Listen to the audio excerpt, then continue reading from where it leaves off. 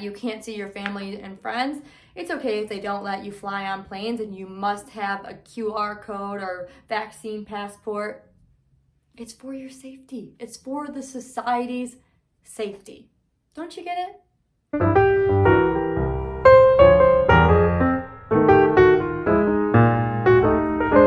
have to deem who is fit or unfit to survive.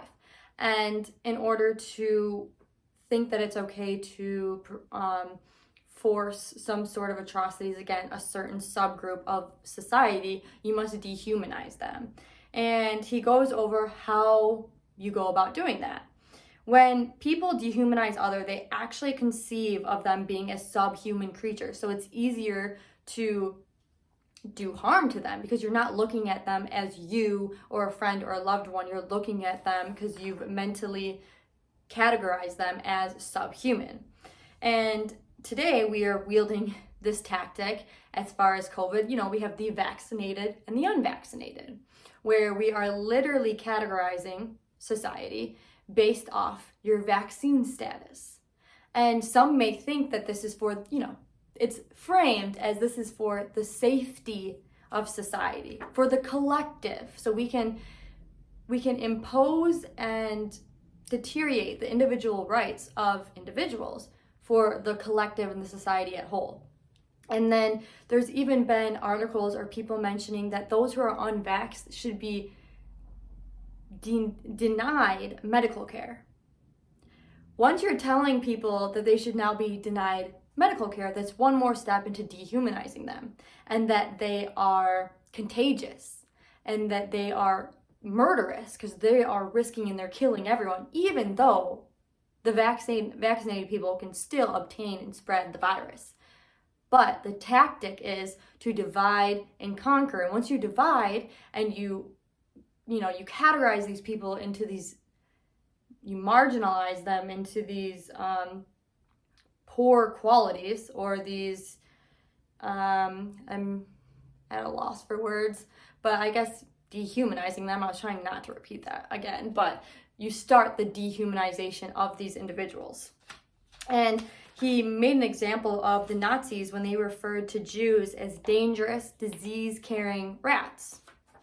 Well, today, the unvaccinated are disease-carrying, horrible people, grandma killers. That's what the media wants to tell us. And if you don't get vaccinated, then you should just not be able to participate in society. And he also explained that the Nazis posed, or the Jewish people who they considered to be dangerous rats-infested humans, they posed a deadly threat to the humanity as whole. Like the unvaccinated, they pose a deadly threat to the society writ large, even though the vaccinated people can still obtain and spread the virus. Because that's not the point. Think about it. They also continued that the Nazis considered the Jewish people, they were vectors of contagion, and it will remain that way as long as these people do not find the strength to rid the virus.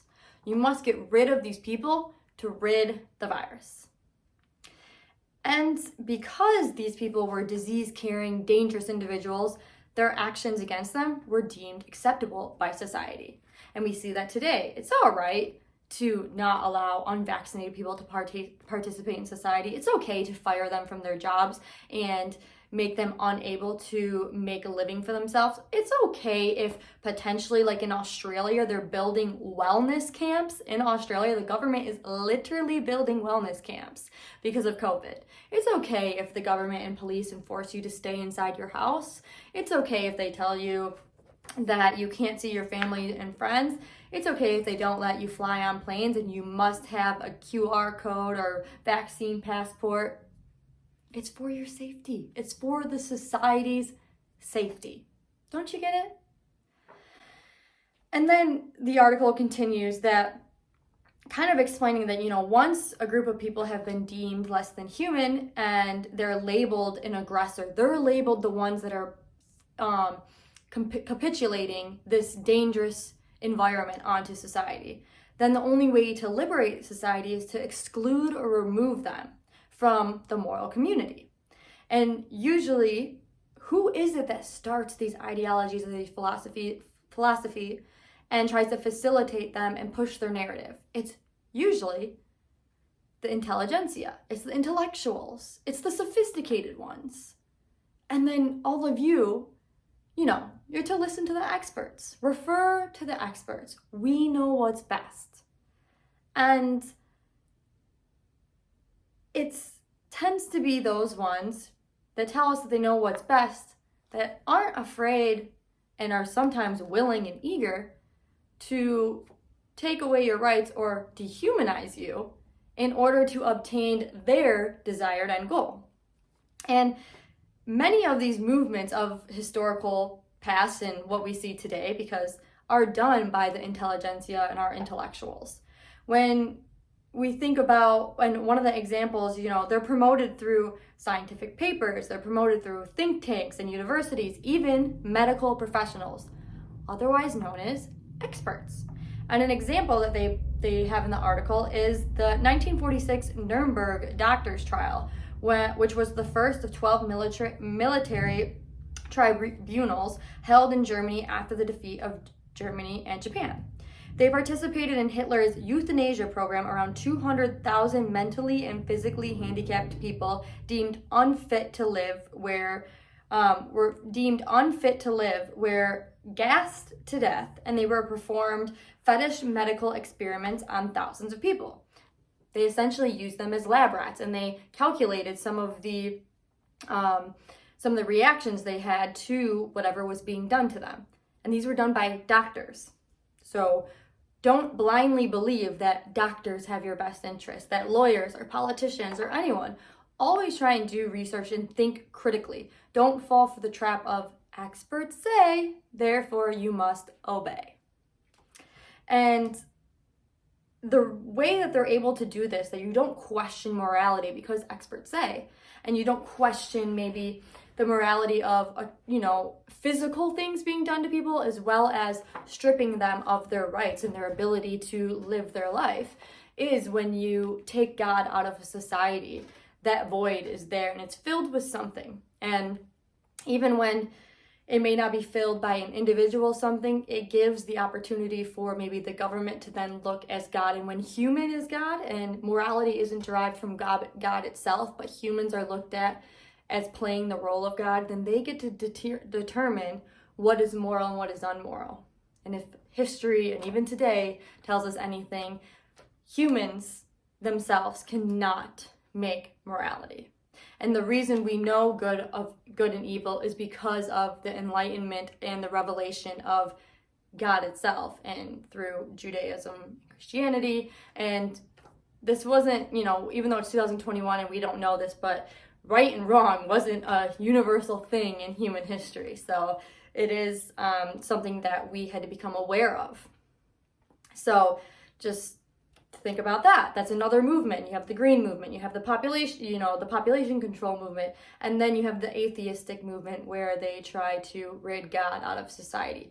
All these things have correlation and benefit from one another. And so we'll continue with the final conclusion that they mention in this article is that the most important observation and realization when considering these human atrocities is that they were done by other ordinary humans. And that's not to say, when you're thinking of just the leaders, that the leaders are ordinary humans, but the guards, the people that told on their neighbors, the people that turned their neighbors in, like I said, the concentration guards.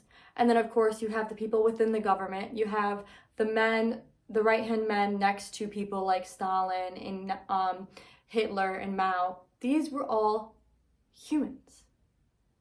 Never lose sight of that, is that these people that have done bad things are humans. And that just because it's 2021, this is one of our great faults, is we think that we're more sophisticated and better than others, and better than and more wise than past generations. We are humans, and those tendencies are within us.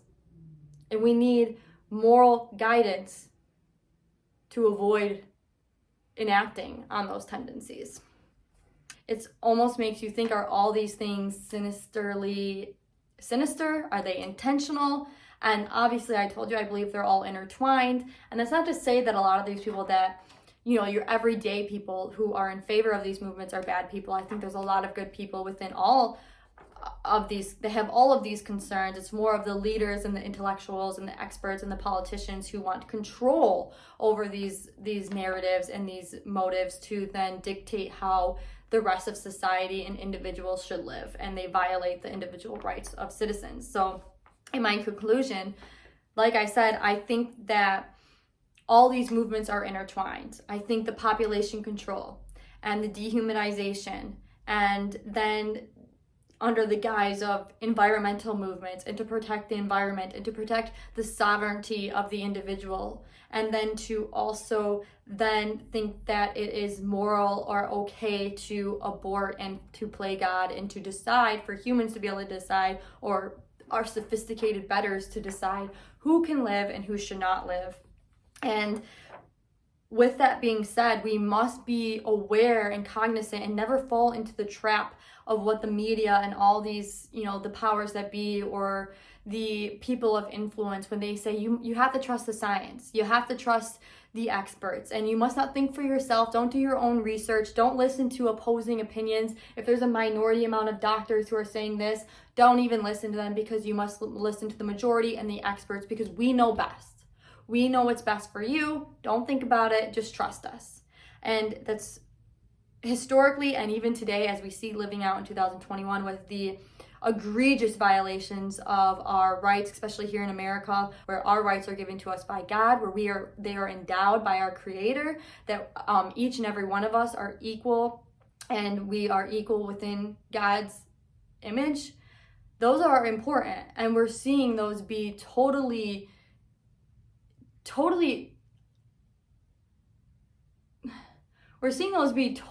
devastated by our people of power, our politicians, who categorize these civil rights violations and these violations of our liberties as being scientific facts, as being for the betterment of society, of being for your safety, of being for it's what's best for you because the experts say so. And it's the science. Don't you trust the science? And even when these people are proven wrong, they're not held accountable. They're still touted as being experts. And of course, like I said, you can be wrong, but you must admit when you're wrong. Instead, they never admit when they're wrong. The science changed. And even when they've pushed for horrific ideas that we're seeing today, and even when they push for horrific ideas that have been facilitated in the past and are being now reintroduced in today's, same tactics, different era, they're never held accountable. And, just be a good citizen. Listen to the experts. And I'm asking for all of you not to just be a good citizen and do what you're told and listen and believe what you're told, but to think, to be curious, to be intellectually curious, to do some research, to listen to different ideas, and ultimately to just think for yourself. And I'm not telling you what to think with all of this. I'm just providing you with some information that I found to be very interesting. Of course, I give you my opinion. You can believe it or not. I hope you enjoyed the perspective and found some value out of it.